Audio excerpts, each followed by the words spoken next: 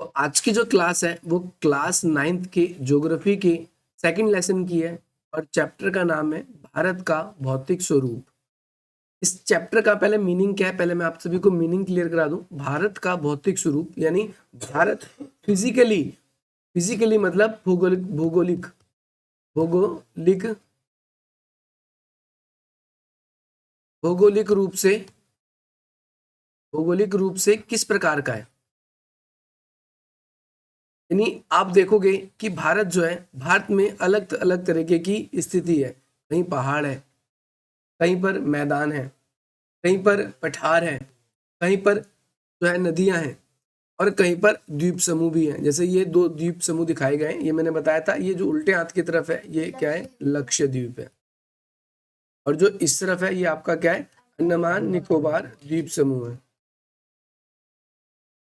भारत का जो क्षेत्र है उसमें मैदानी इलाके भी आते हैं, इसके बाद में पर्वतीय इलाके भी आते हैं, मरुस्थलीय इलाके भी आते हैं और साथ ही साथ में तटवर्ती इलाके भी आते हैं। सब चीज के बारे में बताऊंगा। देखो आपकी जो सपोर्टिंग मटेरियल है, आपकी जो बुक है, उसके अंदर आपको कलरफुल नहीं दिख रहा, पर यहाँ पर कलरफुल दिख रहा है, तो आप इसको समझने की कोशिश करना। सबसे पहला क्षेत्र जो है हिमालय पर्वत, ये पहला क्षेत्र है हिमालय पर्वत का, ये वाला हिमालय पर्वत का ही क्षेत्र। हिमालय पर्वत में क्या है, इस जगह पर आपको पहाड़ मिलेंगे। क्या मिलेंगे, इस रेंज में पूरे पहाड़ मिलेंगे आपको। ये जम्मू कश्मीर, हिमाचल, उत्तराखंड और थोड़ा बहुत पंजाब का हिस्सा भी इसके अंदर आ जाता है। इधर बात करेंगे तो सिक्किम में आप सभी का, अरुणाचल प्रदेश, असम, नागालैंड, मिजोरम, मणिपुर, ये सारे के सारे क्षेत्र आ जाते हैं। अब ये ग्रीन ग्रीन कलर आपको दिख रहा है, ये मैदानी इलाका। तो मैदानी इलाका ग्रीन कलर का, डार्क कलर का है, तो इसमें आप क्या बोलोगे, इसमें कई इलाके हरियाणा, पंजाब, दिल्ली, उत्तर प्रदेश, बिहार, इसके साथ साथ पश्चिम बंगाल, झारखंड, ये सारे के सारे क्षेत्र आपके आ जाते हैं और थोड़ा बहुत असम का भी आ जाता है। तीसरे नंबर पे आपका प्रायद्वीप। प्रायद्वीप कहते हैं कि इसको मैंने लास्ट वीडियो में भी आप लोगों को बताया था, जब स्थिति भारत के बारे में पढ़ा रहा था, तो मैंने कहा था प्रायद्वीप वो इलाका होता है जो 3 तरफ से जल से घिरा होता है। आप देखोगे इधर हिंद महासागर है, इधर हिंद महासागर, यानी मैप में अगर नीचे की तरफ देखोगे, मैं इसी में दिखाऊं, आपको 3 तरफ दिखेगा। नीचे की तरफ आपको दिखेगा हिंद महासागर, आपको इधर दिखेगा इस वाले क्षेत्र में पूरा, ये पूरा क्षेत्र जो है यहाँ से यहाँ तक का क्षेत्र है, इसे बोलते हैं हम बंगाल की खाड़ी, बंगाल की खाड़ी। और इसके साथ साथ हमें ये जो वाला, ये पूरा हिस्सा, ये वाला पूरा हिस्सा, ये आप सभी का अरब सागर है। तो जो ऐसे क्षेत्र जो 3 तरफ से समुद्र से घिरे हो उसे हम प्रायद्वीप बोल देते हैं, और जो चारों तरफ से समुद्र से या जल से घिरे हो उसे द्वीप बोल देते हैं। जैसे तुम ये देख रहे हो, ये लक्षद्वीप है, इसके चारों तरफ ये जो आपको आसमानी कलर दिख रहा है, ये पानी पानी है, ये सारा क्या है, पानी पानी। चारों तरफ से जो जल से घिरा हो वो द्वीप कहलाता है। तो आपने हिमालय पर्वत पढ़ लिया, उत्तरी मैदान वाला क्षेत्र पढ़ लिया, इसके साथ साथ प्रायद्वीपीय क्षेत्र पढ़ लिया, मरुस्थलीय क्षेत्र बोलते हैं जहां पर रेगिस्तान होता है। क्या होते हैं भाई, आपके रेगिस्तान होते हैं। रेगिस्तान कहाँ पर है, रेगिस्तान आप बोलोगे राजस्थान के इलाके हैं, जो यहाँ पर कई इलाके रेगिस्तानी इलाके हैं। एक है तटवर्ती इलाके। तटवर्ती देखो, तट का मतलब होता है किनारे, ऐसे क्षेत्र जो किनारे पे हैं। और किनारे भी कौन से, जो समुद्र से, जो समुद्र से मिलने वाले क्षेत्र हैं, जो आपके कौन से मिलने वाले क्षेत्र हैं, समुद्र से मिलने वाले क्षेत्र हैं। तो अभी आपने समुद्र देखा, कहाँ कहाँ पर है, तो आप कहोगे जी भारत का ये क्षेत्र समुद्र से जुड़ रहा है, ये क्षेत्र भारत का समुद्र से जुड़ रहा है, ये क्षेत्र भारत का समुद्र से जुड़ रहा है, ये भी, ये भी, ये भी। तो इसमें गुजरात, महाराष्ट्र, गोवा, कर्नाटक, इसके बाद में केरल, तमिलनाडु, आंध्र प्रदेश, इसके साथ साथ में आंध्र प्रदेश के साथ में उड़ीसा, और उड़ीसा के साथ साथ पश्चिम बंगाल, ये सारे क्षेत्र ऐसे हैं जो तटवर्ती इलाके आपके हैं, जो कि तट के हैंगे। लास्ट आपका बच जाता है द्वीप समूह। द्वीप समूह उसको कहते हैं जो चारों तरफ से आपके जल से घिरे हो, जैसे लक्षद्वीप हो गया, और यहाँ पर आपका अंडमान निकोबार द्वीप समूह। यहाँ तक आप सबको अब क्लियर होगा कि हम किस चीज के बारे में पढ़ने वाले हैं। तो सबसे पहला क्षेत्र आपको देखो किसके बारे में पढ़ा था आपने, सबसे पहला जो क्षेत्र था, हमने सबसे पहले किस चीज के बारे में पढ़ा था, हमने सबसे पहले हिमालय के बारे में पढ़ा था, हिमालय पर्वत के बारे में। एक एक करके हमें इस पूरे चैप्टर में यही पढ़ना है। सबसे पहले हिमालय के बारे में पढ़ेंगे, फिर उत्तरी मैदान के बारे में, फिर प्रायद्वीप के बारे में, फिर मरुस्थल के बारे में, फिर तटीय, और फिर द्वीप समूह। तो सबसे पहले हिमालय वाले में आ गया। हिमालय पर्वत श्रृंखला। श्रृंखला क्या होती है, एक के बाद एक चीजें, यानी पहाड़ आप देखोगे, अभी आप पहाड़ों पे गए हो, वैसे तो हम जनरली जाते नहीं, या तो आप टूर के लिए गए हो पहाड़ों पर, या फिर कभी किसी धार्मिक यात्रा के लिए गए हो, तो आप ये देखोगे पहाड़ एक के बाद एक जुड़े हुए मिलते हैं हमें, एक के बाद एक साथ दिखे हुए मिलते हैं। तो ध्यान रखना है कि उत्तर भारत में उत्तरी सीमा, कोई भी मैप है, जैसे भारत का मैप आपको दिख रहा है नीचे, तो इसकी 4 दिशाएं होती हैं। देखो ऊपर की तरफ होता है उत्तर, सीधे हाथ की तरफ होता है पूर्व, उल्टे हाथ की तरफ होता है पश्चिम, और जो हमारा पैर होता है नीचे की तरफ, और वो होता है हमारा दक्षिण। तो उत्तर भारत में पर्वत कहाँ पर है, पहाड़ कहाँ पर है, उत्तर भारत में ज्यादा है। ऐसा नहीं कि उत्तर में ही पहाड़ है, पर हिमालय पर्वत की जब बात होगी, बात किसकी होगी, हिमालय पर्वत की, तब उत्तर ही आएगा। पर्वत तो हमारे साउथ में भी है, आप नासिक जाओगे और जगह जाओगे, पर्वत हमारे साउथ में भी है, दक्षिण भारत में भी है, लेकिन हिमालय पर्वत केवल ऊपर ऊपर है। ध्यान रखना है आप सभी को, हिमालय पर्वत जो है उत्तर में है। और हिमालय पर्वत को नवीन पर्वत कहा जाता है। नवीन पर्वत क्यों कहा जाता है, मैं आप सभी को बताता हूँ, ध्यान से सुनना मेरी बात। मैं आप लोगों को बोल रहा था कि हिमालय पर्वत को नवीन पर्वत क्यों कहते हैं। आज अगर विश्व को देखोगे तो विश्व का मैप आपके सामने कुछ इस तरीके का है। ये पूरा अफ्रीका है, ये भारत है, ये आपको सारे जो देश है वो एक दूसरे से अलग अलग दिख रहे हैं। ये अलग दिख रहा है, ये अलग दिख रहा है, ये अलग दिख रहा है। जो महाद्वीप है वो अलग अलग है, लेकिन एक पूरी दुनिया में एक समय ऐसा भी था जब गोंडवाना लैंड था। आप इसको देखो, पूरी पृथ्वी के जितने महाद्वीप है वो सब एक दूसरे से जुड़े हुए थे। पूरी पृथ्वी के जो महाद्वीप है वो सारे के सारे एक दूसरे से क्या थे, जुड़े हुए थे। लेकिन क्या हुआ, धीरे धीरे टूटना शुरू हुआ, धीरे धीरे टूटना शुरू हुआ। अभी बोलोगे क्या टूटना शुरू हुआ, हमारे जो भारत था ना, पहले यहाँ पर नीचे इससे जुड़ा हुआ था, इसे बोलते हैं अटलांटिक। ये ऑस्ट्रेलिया यहाँ पर जुड़ा हुआ था। क्या हुआ कि पृथ्वी के धरती के नीचे जमीन की जो है भूगर्भिक प्लेटें होती हैं, वो प्लेटें जब आपस में टकराती हैं तो भूकंप भी आता है, और वो टकराती हैं तो कई बार जमीन वो गति करती रहती है, तो जमीन आगे की तरफ खिसकता रहता है। ऐसे ये हुआ कि यहाँ पर हमारी जो पृथ्वी थी, ये हमारा भारत जो था यहाँ पर जुड़ा हुआ था। यहाँ से जुड़ने के बाद में क्या होता है कि ये आगे की तरफ बढ़ता है, निकलता है, धीरे धीरे धीरे धीरे धीरे आगे निकला। और हमारा जो ये भारत है, आप देखोगे धीरे धीरे ये जो हमारा भारत है, ये धीरे धीरे भारत क्या होता है, यहाँ पर इससे टकरा जाता है, इस क्षेत्र से टकरा जाता है। और टकराने के बाद में क्या हुआ कि जब सीधी सी बात है, जब दो जमीन आपस में टकराती है तो दो बातें होती हैं, या तो वहां पर खाई बन जाएगी या वहां पर पहाड़ बन जाता है। तो जब हमारी जमीन टकराई, दो चीज ऐसे टकराई, तो वो ऐसे ऊंची की तरफ उठ गई, ऐसे, हाँ, पहाड़ बन गए। और ये पहाड़ जो बने हैं ना, ये वाले पहाड़, ये नए पहाड़ हैं। और ये नए पहाड़ क्यों बने, ये हिमालय पर्वत पहाड़ है, और ये जमीन में इससे टकराने से बने। आई होप आपको क्लियर होगा। तो इसे नवीन पहाड़ क्यों कहा जाता है, ये भी आपको क्लियर हो गया होगा सभी बच्चों को। हिमालय पर्वत की लंबाई बताई गई है, हालांकि ये तो लगभग डाटा है, फिर भी आपको याद रखना है कि 2400 किलोमीटर से, और इसकी चौड़ाई की बात करें तो 400 किलोमीटर तक है। अरुणाचल प्रदेश में ये 150 किलोमीटर तक है। साथ ही साथ देखो ये जो हिमालय है, अब देखोगे पूरा पहाड़ है, इस पहाड़ के हमारे फायदे भी हैं और नुकसान भी है। फायदा ये है, पता है आपको, अगर आप वर्ल्ड का मैप जब देखते हो, जब ठंड पड़ती है ना तो इधर से आती है शीतलहर। अगर ये हिमालय पर्वत नहीं होगा ना तो हमारे यहाँ पर भी बर्फ जम जाएगी, इतनी ठंडी ठंडी हवा आएगी। हिमालय पर्वत क्या करता है, दो तरीके से फायदा पहुंचाता है हमको।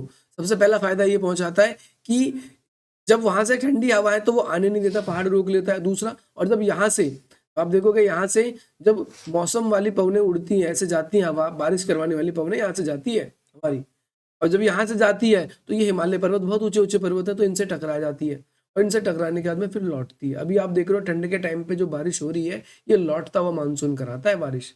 ये कौन सा मानसून कराता है, लौटता हुआ मानसून। यही फायदा होता है कि बहुत सारे किसान होता है जिसे लौटता हुआ मानसून भी कृषि में फायदा पहुंचा देता है। तो इस हिमालय पर्वत के होने के हमारे बहुत फायदे हैं। एक तो मौसम संबंधित फायदे हैं, दूसरा बहुत सारे लोग यहाँ पर पहाड़ी इलाकों में जाते हैं, टूरिज्म करते हैं, भाई उससे भी देश को पैसा इनकम मिलता है। तो इसके फायदे भी बता दिए। देखो हिमालय को 3 भागों में बांटा जाता है, यानी इसकी पहाड़ों की ऊंचाई के आधार पर इसको 3 भागों में बांटा जाता है। जो ऊपर वाला है, यहाँ पर तो भाई बहुत ज्यादा ऊंचे ऊंचे पहाड़ हैं।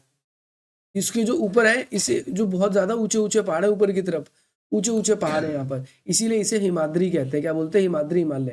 यानी वर्ष भर यहाँ पर हमेशा बर्फ जमी ही रहती है, चाहे गर्मी हो, चाहे कोई सर्दी हो, चाहे कोई बरसात हो। दुनिया के सबसे ऊंचे जो अगर कोई पर्वत है वो यहाँ पर ही है, आप सभी को ध्यान रखना है। और आपने माउंट एवरेस्ट का नाम सुना होगा, तो ये देखो माउंट एवरेस्ट, ये तो हमारा देश तो इतना सही है, लेकिन ये आगे ऐसे बढ़ रहा है। नेपाल के अंदर यहाँ पर दुनिया का सबसे जो है बड़ा माउंट, सभी को पता है, इसे माउंट एवरेस्ट कह देते हैं। हिमाद्री के बाद में नीचे आता है इसके बाद हिमाचल। हिमाचल का ये वाला इलाका, यहाँ पर भी हमेशा बर्फ जमी रहती है। यहाँ पर पीर पंजाल भी है, धौलाधर भी है और महाभारत जैसी श्रृंखलाएं हैं। कश्मीर का कोई इलाका आता है, कुल्लू मनाली का इलाका आता है, ये कहते हैं शिवालिक। शिवालिक जो है सबसे नीचे वाले, ये वाले शिवालिक। यहाँ पर देखो 3 लाइनें बनाऊंगा मैं आपके सामने। सबसे पहली ये वाली लाइन, ये एक अलग कलर में बनाए। यहाँ पर जो होंगे ये दुनिया के सबसे ऊंचे पर्वत है, वृहद पर्वत है। फिर मैं आपके सामने अभी दूसरी लाइन बना रहा हूँ रेड कलर में, ये वो लाइन है जहाँ पर दुनिया के कुछ ऊंचे वाले से थोड़े छोटे पर्वत है। अब जो तीसरी लाइन में आपके सामने यहाँ पर बना रहा हूँ, ये वाली लाइन, यहाँ पर जो पर्वत है वो इन दोनों से छोटे हैं, लेकिन ये भी पर्वत है। जब ठंड होती है तो यहाँ पर भी बर्फ पड़ने लग जाती है। हम जो घूमने जाते हैं ज़्यादातर इन इलाकों में घूमने जाते हैं, क्योंकि यहाँ पर तो हम जा ही नहीं सकते, इतनी बर्फ होती है वहाँ पर, संसाधन हम जुटा ही नहीं सकते। ये समझ लो, मुश्किल से कोई लोग रहते होंगे तो रहते होंगे, हर कोई वहाँ पर सर्वाइव नहीं कर सकता, हर कोई वहाँ पर रह नहीं सकता। हम जैसे देहरादून घूमने जाते हैं, कुल्लू मनाली घूमने जाते हैं, इस तरीके से। तो यहाँ पर पहाड़ों को भी कुछ बांटा गया है। देखो एक हिमालय, पंजाब की हिमालय है ये, दूसरा ये क्या आपका कुमाऊं हिमालय है, ये वाला प्रदेश कुमाऊं हिमालय इस बीच में आएगा। नेपाल के हिमालय जो है इस बीच में आएगा, और असम का हिमालय जो है वो इस बीच में आएगा। हमने हिमालयों को इस तरीके से बांट रखा है। पंजाब हिमालय में से, अब देखो यहाँ पर बर्फ है, यहाँ पर क्या है, बर्फ है, और ये बर्फ जब पिघलती है तो नदी बनती है। तो इसमें बताया गया है कि जैसे पंजाब हिमालय ये वाला जो इलाका है, यहाँ से कौन निकलती है, तो सतलुज और सिंधु नदी निकलती है, सिंधु रिवर। और ये सिंधु नदी जो है पाकिस्तान में जाती है, सतलुज भी पाकिस्तान में। जो नदियां होती हैं, या तो धरती के नीचे से झील निकलता है उसका पानी होता है, पहली बात, या फिर जो बर्फ के रूप में पहाड़ों पर पानी है वो जो पिघलता है तो उसके पिघलने से नदी बनती है। इन 2 कारणों से होता है। कुमाऊं हिमालय आप देखते हो, यहाँ पर कुमाऊं हिमालय में भी सतलुज नदी है और आपकी एक काली नदी है। इसके बाद में नेपाल हिमालय जो है, यहाँ पर आपका काली और तीस्ता नदी है, और असम में तीस्ता नदी और दिहांग नदी है। दिहांग नदी ध्यान रखना है आप सभी को, ब्रह्मपुत्र को कह देते हैं। और साथ ही साथ में हाँ याद रखना, नाम आगे नाम आएगा भी, पूर्व हिमालय, यानी भारत के पूर्व में पूरा ये पूरा का पूरा फैला हुआ है। ये पूर्वांचल हिमालय पूरा पूर्व में फैला हुआ है। ये वाला हिमालय जो है पूर्वांचल वाला हिमालय, पूरा का पूरा क्षेत्र जो है वो पूर्वी हिमालय आपका कहलाता है। अब ये तो मैदान की बात रही। आपसे पूछा जा सकता है कि नदी घाटियों को कितने वर्गों में बांटा जाता है, तो आप बोलोगे 5 वर्गों में बांटा जाता है। पहला पंजाब हिमालय, कुमाऊं हिमालय, नेपाल हिमालय, असम हिमालय और पूर्वांचल हिमालय। इसमें कौन कौन सी रिवर है ये आप नाम याद रखेंगे। अब मैदानी इलाका आएगा। मैदानी इलाका आपने देखा था पंजाब, हरियाणा, उत्तर प्रदेश, दिल्ली, बिहार, झारखंड और पश्चिम बंगाल, और कुछ असम का भी इलाका था जहां पर मैदानी थे। और इन मैदानी इलाकों में, क्योंकि मैदानी इलाकों में जमीन सपाट होते हैं, पर्वतीय इलाकों में जमीन ऐसे होती है, तो यहाँ पर रहना मुश्किल होगा कि यहाँ घर आसानी से बन जाते हैं, यहाँ पर सब चीज़ ठीक हो जाता है। लेकिन पहाड़ों पर थोड़ा जनजीवन मुश्किल होता है, पानी जल्दी नहीं मिलता, खेती जल्दी नहीं हो पाती। मैदानी इलाकों में सारी चीज़ें होती हैं। और आपको पता है पर्वतीय इलाकों से पानी बहकर आता है, तो जब पानी बहकर आता है ना, तो पानी अपने साथ बहते बहते बहते बहुत सारी चीज़ें लाता है। जो नदी अपने साथ बहते बहते चीज़ें लेकर आती है, वो जमीन को उपजाऊ भी बनाती है, आपको ध्यान रखना, उपजाऊ भी बनाती है, आपको याद रखना है। तो उत्तरी मैदान में 3 आपको नदी के बारे में जानना है। सबसे पहला सिंधु नदी, ये प्रमुख नदी है ये, लेकिन पाकिस्तान में चली जाती है। हमारी कहाँ चली जाती है, पाकिस्तान में, क्योंकि भाई बड़ी नदी है, पाकिस्तान में भी चली जाती है। आपको पता है आज़ादी से पहले पाकिस्तान भी भारत का हिस्सा था, जब देश का बंटवारा हुआ तो उसमें नदी का भी बंटवारा। इसके बाद में गंगा नदी जो है ये भारत में ही अधिकतर बहती है। भारत के बाद में आप सभी को ध्यान रखना है ये बांग्लादेश चली जाएगी। कहाँ चली जाएगी, बांग्लादेश।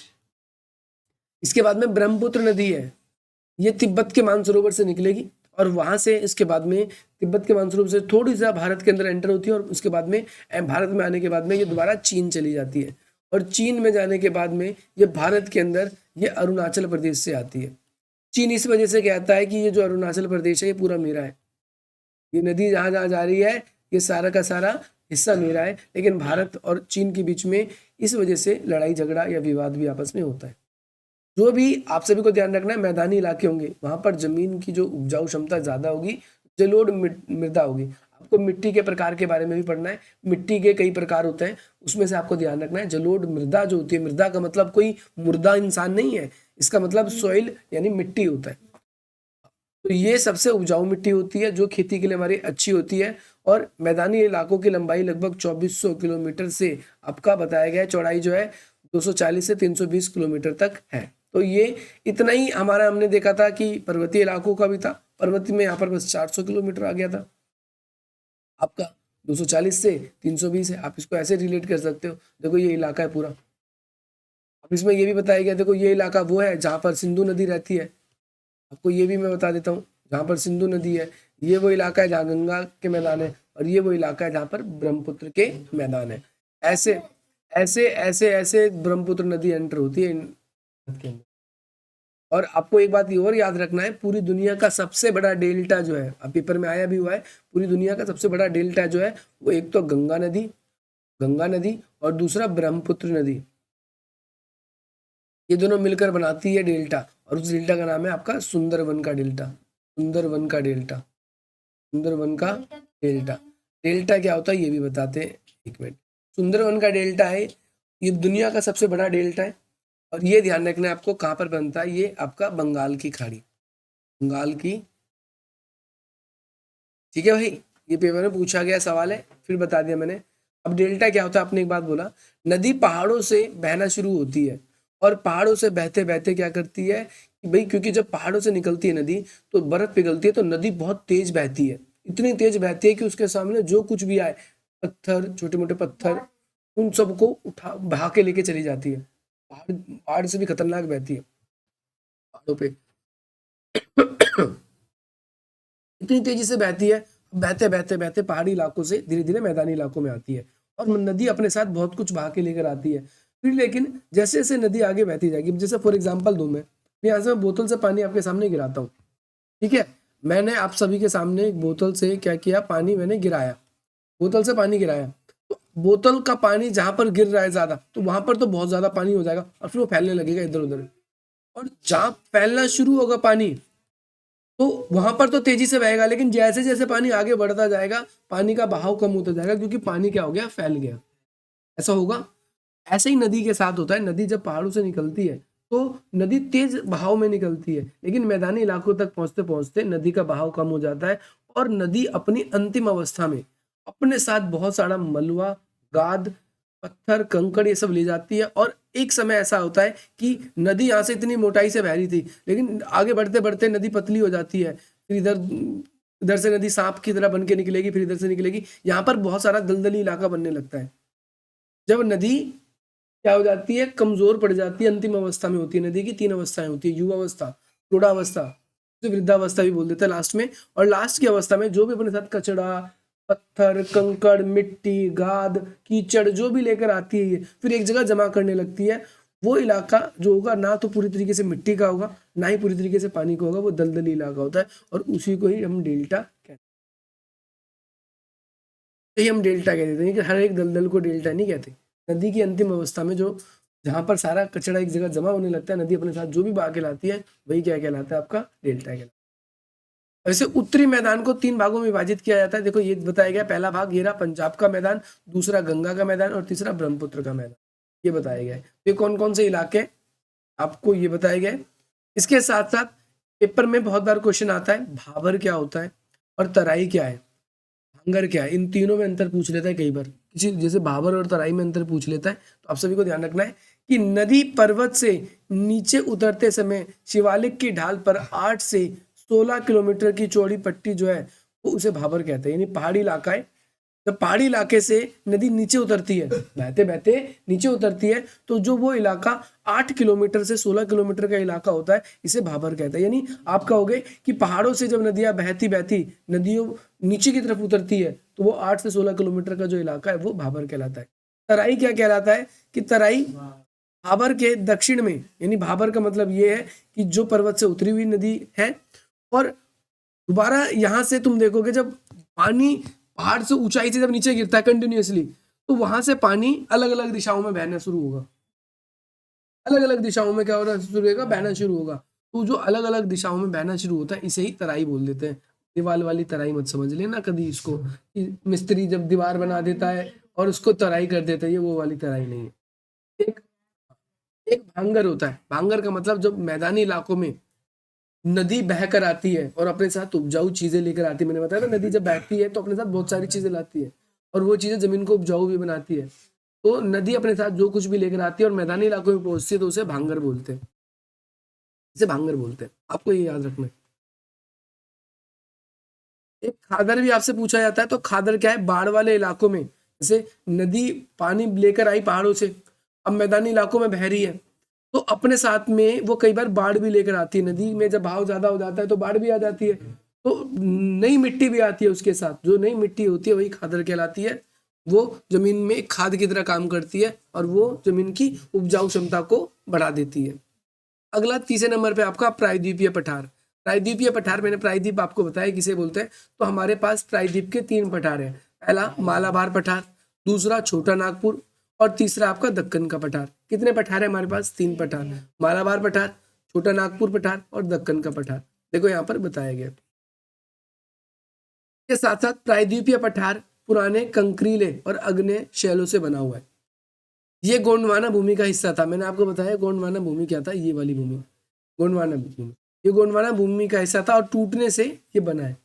इसके बाद में ऊपर की तरफ देखोगे, ऊपर की तरफ मैंने क्या बताया आप लोगों को, मालाबार पठार, छोटा नागपुर, और दक्षिण की तरफ नीचे की तरफ दक्कन का पठार है।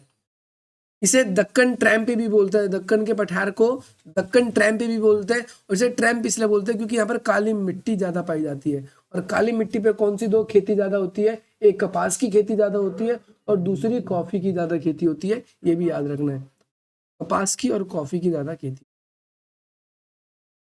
भारत का मरुस्थल, मरुस्थल बोलते हैं रेगिस्तान को। तो रेगिस्तान इलाका ज्यादातर राजस्थान और आपके कहाँ पर है, गुजरात में थोड़ा सा इलाका। तो ध्यान रखना है, ये अरावली पर्वतमाला, आपसे पेपर में क्वेश्चन पूछा जाता है कि राजस्थान में कौन सी पर्वतमाला है? अरावली पर्वतमाला, अरावली। और ये यहाँ पर जो है बालू होती है, मिट्टी में भी बालू होती है और ये जो है यहाँ पर रेतीला इलाका होता है, थोड़ा सा रेतीला इलाका होता है, रेतीला मैदान होता है। लगभग इसकी, इस क्षेत्र की अगर हम वर्षा की बात करते हैं तो इस क्षेत्र में प्रतिवर्ष 150 किलोमीटर से भी कम वर्षा होती है। 150 मीटर, मिलीमीटर है, सॉरी किलोमीटर नहीं है, मिलीमीटर है। मिलीमीटर, बरसात को सेंटीमीटर में भी मापा जाता है और मिलीमीटर में भी नापा जाता है। तो आपको पता है 10 मिलीमीटर मिलकर 1 सेंटीमीटर बनते हैं। तो यानी अगर हम देखें तो यहाँ पर 15 मिलीमीटर से भी कम, यानी कम बारिश होती है राजस्थान जैसे इलाकों में या रेगिस्तान जैसे इलाकों में। हालांकि राजस्थान में कम बारिश नहीं होती, आपको बता दूं, कई बार बाढ़ भी आती है वहां पर, लेकिन तब भी मैं आपको बता दूं कि ये वो इलाका है। और भारत का जो मरुस्थल है वो थार का मरुस्थल है। थार वाली थार से याद रखना है, थार का मरुस्थल है। ठीक है भाई। यहाँ पर जलवायु शुष्क होती है, कटीली वनस्पति पाई जाती है, जैसे कैक्टस हो गए, बबूल हो गया, जिन पौधों में कांटे होते हैं कटीले, वो यहाँ पर पाई जाती है। एकमात्र नदी बहती है राजस्थान में, यहाँ पर लूनी नदी है। लूनी नदी भी बरसात के टाइम पे बहती है, उसके बाद फिर धीरे धीरे सूख जाती है क्योंकि वहां पर बर्फ वाले इतने पहाड़ नहीं है और उस तरफ क्योंकि थोड़ा सा पर्वतीय इलाका है। आप देखो मैं आपको बताता हूँ।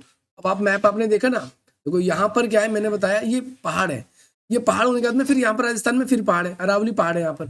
और अरावली पहाड़ जब राजस्थान में ना, तो ये पानी को इधर बहने नहीं देता, इधर से ये इधर चली जाती है तो इधर से इधर चली जाती है, या इधर से आकर इधर से ऐसे निकलती है, इधर नदी बह नहीं पाती है। नहीं, मेरी बात समझ में? हाँ, वेरी गुड, साइड से निकल जाती है। यहाँ पर एकमात्र नदी जो है लूनी नदी है। और यहाँ पर ध्यान रखना है कि यहाँ पर बालू के जो है टिब्बे पाए जाते हैं, यानी बालू के बहुत सारे ढेर पाए जाते हैं। अगला आपका तटीय इलाके, तट मतलब किनारे, ये तटवर्ती इलाके वाले, मैंने आपको बताया था तटवर्ती इलाके के बारे में लास्ट क्लास में भी। अब ध्यान से, तट का मतलब होता है किनारे, तो ये इलाका जो है पूरा का पूरा ये कोंकण का इलाका कहलाता है, ये कर्नाटक का कन्नड़ का इलाका कहलाता है, ये आपका जो केरल का है वो मालाबार का तट कहलाता है, जो आपका आंध्र प्रदेश और साथ ही साथ में आपका तमिलनाडु का जो इलाका है ये कोरोमंडल का इलाका कहलाता है, और ये जो उड़ीसा और पश्चिम बंगाल का है ये उत्तरी सरकार कहलाता है। ये आपको ध्यान रखना है, ये नाम है, ये नाम याद रखना है आप सभी को। तो पश्चिमी तट ये वाला कहलाएगा, ये वाला हिस्सा पश्चिम का है और ये वाला पूर्व का है। देखो लिखा भी हुआ है पश्चिमी तट, ये वाला क्या लिखा है, पूर्वी तट। तो पश्चिमी तट के जो मैदान है ये वाला इलाका, ये अरब, यहाँ पर कौन सा सागर बताया था मैंने आपको, अरब सागर। आप बोलोगे अरब सागर का तटीय इलाका, ये अरब सागर के बीच स्थित है, यहाँ अरब सागर है, यहाँ प्रायद्वीप है, इसके बीच में स्थित है। और पूर्व की बात करेगा तो क्या बोलोगे, इधर बंगाल की खाड़ी थी, बंगाल की खाड़ी और इस इलाके के बीच में स्थित पूर्व के बारे में आए। देखो ये ध्यान रखना, ये संकरा इलाका है, संकरा का मतलब होता है पतला। देखो दोनों का कंपैरिजन करो, इधर पतला ज्यादा दिख रहा है आपको इस तरफ, देखो इधर ज्यादा पतला दिख रहा है आपको, इधर ज्यादा पतला दिख रहा है आपको कि इधर ज्यादा पतला दिख रहा है, आप बताओ। उल्टे हाथ की तरफ, पश्चिम की तरफ है ना, इधर अरब सागर की तरफ पतला दिख रहा है, तो इसीलिए इसको यहाँ पर क्या लिखा है, संकरा। संकरा मतलब होता है पतला, अपेक्षाकृत संकरा है। तीसरी बात, यहाँ पर 3 मैदानी भाग हैं। देखो 3 मैदानी भाग कौन कौन से थे, पहला कोकण, पहला भाग कौन सा है, कोकण, दूसरा कौन सा है, कन्नड़, और तीसरा मालाबार। ठीक है भाई, देखो 3 यही नाम लिखे हुए हैं, क्या क्या है, कोकण, कन्नड़, मध्य में, मध्य का मतलब बीच में, और जो दक्षिण की तरफ है मालाबार तट। वहीं उत्तर पूर्व की बात करते हैं, उत्तर पूर्व का मतलब है इधर वाला, इधर वाला तट। हमने कौन कौन से देखा था, इसमें पूर्व में बंगाल की खाड़ी के बीच में, ये बंगाल की खाड़ी पूरा इलाका है, यहाँ पर ये यहाँ पर संकरा इलाका, ये चौड़ा इलाका है। देखो उत्तर में इस इलाके तक को उत्तरी सरकार कह देते हैं। दक्षिण वाला जो पार्ट है इसका, दक्षिण वाला जो पार्ट है इसका, ये आपका कोरोमंडल तट कहलाता है। पूरा एक ही नाम है, नीचे यहाँ से लेकर पूरा तमिलनाडु तक नीचे तक जो है, ये पूरा नीचे तक यहाँ तक क्या है आपका, कोरोमंडल तट कहलाता है, यहाँ से यहाँ तक कोरोमंडल तट। ठीक है भाई, ये ध्यान रखना, पेपर में पूछा गया लास्ट ईयर भी पेपर में। अब यहाँ पर कौन कौन से डेल्टा बनते हैं, तो महानदी डेल्टा बनाती है, गोदावरी भी डेल्टा बनाती है, कृष्णा नदी भी, कावेरी नदी। एकमात्र नदी याद रखना आपको जो प्रमुख है, नर्मदा नदी केवल इस दिशा में बहती है, बाकी जितने, क्योंकि यह पर्वतीय इलाका, ये पूरा कैसा है, पर्वतीय इलाका, इसीलिए यहाँ पर नदी नहीं बहती। नदी यहाँ से आकर ऐसे मुड़ने लगती है, इस तट पे ऐसे ऐसे जाने लगती है, ऐसे ऐसे जाने लगती है। नमस्ते, कमेंट। अभी पेपर में क्वेश्चन में आता है पश्चिमी घाट और पूर्वी घाट, ये घाट हो गया ये वाला इलाका, इसमें अंतर बताइए। तो पश्चिमी घाट जो है वो पठार वाला है, और जो पूर्वी घाट है वो किनारे बनता है, यहाँ पर किनारे। ये संकरा है थोड़ा सा, और ये थोड़ा संकरा नहीं है, विस्तारित है। इसकी औसतन ऊंचाई देखो 900 से 1600 किलोमीटर है, इसकी औसत ऊंचाई कम है। यानी यहाँ पर जो ऊंचे ऊंचे पहाड़ है, इधर क्या है, थोड़े ऊंचे ऊंचे, इसलिए नदी इधर बहती नहीं, इधर ही इसी तरफ बहती है। और सबसे ऊंचा शिखर ये पेपर में पूछा गया है आपका अन्नामुड़ी है, और यहाँ पर महेंद्रगिरी है, ध्यान रखना है आपको ये भी। अब लास्ट बचा है आपका जो द्वीप के बारे में बताया गया है, क्या बचा है लास्ट, द्वीप के बारे में, बस 2 मिनट का और चैप्टर है, आप ध्यान से सुनो इसको। तो भारत में दो भागों में द्वीपों को बांटा गया है, एक लेफ्ट साइड, देखो यहाँ पर लक्षद्वीप लिखा भी हुआ है, और एक अंडमान निकोबार जो राइट साइड में है। लक्षद्वीप केरल के मालाबार तट, यहाँ पर जो तट था, ये वाला जो तट था, ये मालाबार तट था, इसके समुद्र के पास में। और ये द्वीप समूह जो है प्रबल द्वीप समूह है, छोटे भी है, यहाँ पर छोटे छोटे द्वीप समूह, देखो छोटे छोटे दिख रहे हैं, बिंदु बिंदु बिंदु, और यहाँ पर आपको जो दिख रहे हैं थोड़े बड़े बड़े दिख रहे हैं। इसे ये 32 किलोमीटर का क्षेत्र में फैला हुआ है, और साथ ही साथ करावती द्वीप और लक्षद्वीप में, लक्षद्वीप का जो प्रशासन संभाला जाता है, एक इसमें द्वीप का नाम है करावती द्वीप, ऐसे सारी इसकी प्रशासन एडमिनिस्ट्रेशन संभाला जाता है। वहीं अंडमान निकोबार की जब हम बात करते हैं तो ये बंगाल की खाड़ी में है। दूसरी बात, इसे 2 भागों में बांटा गया है, ऊपर वाला उत्तरी अंडमान कहलाता है, नीचे वाला दक्षिणी अंडमान कहलाता है। इसकी राजधानी जो है पोर्ट ब्लेयर है, आपको याद रखना है। और ये द्वीप समूह जो है नए द्वीप समूह है, यहाँ पर बहुत सारे ऐसे द्वीप समूह है जहाँ पर कोई जाता नहीं, आदिवासी लोग रहते हैं, कोई बाहरी इंडिया का लोग जाना चाहते तो उसे मार देते हैं। यहाँ पर ऐसे इलाके हैं। ठीक है, तो ये चैप्टर आपका इस तरीके से हो जाता है। अब क्वेश्चन आंसर है, इसे हम बाद में डिस्कस करेंगे, क्योंकि वीडियो अच्छी लगेगी तो लाइक और सब्सक्राइब कर देना भाई, ठीक है।